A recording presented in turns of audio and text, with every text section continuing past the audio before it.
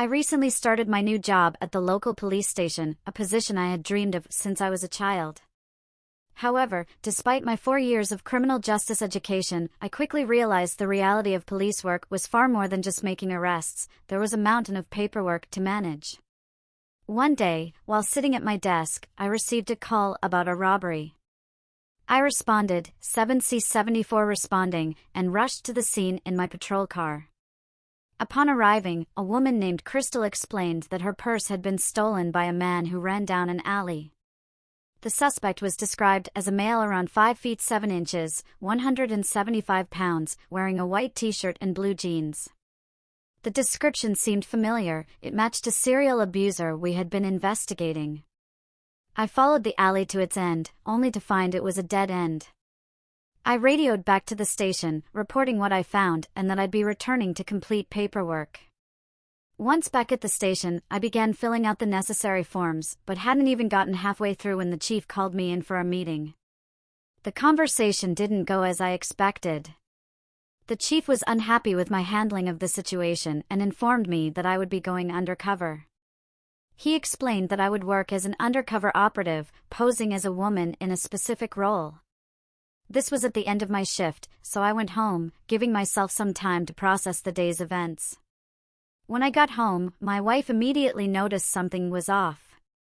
I explained the situation to her, and she reassured me that it wasn't as bad as it seemed and that she would help me prepare for the task starting the next day. The next morning, things took an unexpected turn. After my shower, I found all my clothes were missing. My wife entered and explained that we would begin the transformation.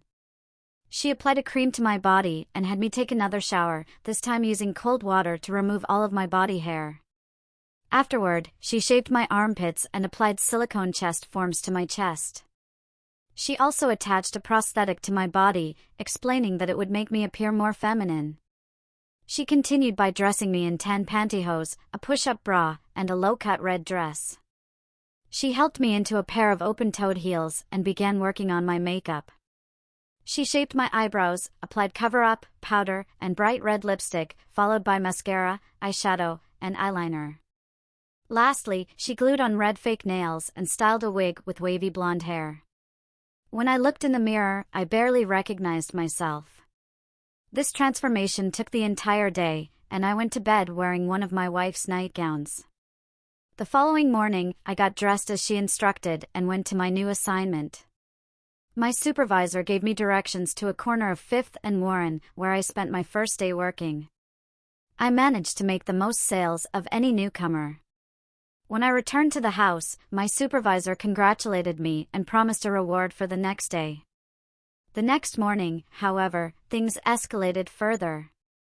My supervisor restrained me and blindfolded me before throwing me into the back seat of a car.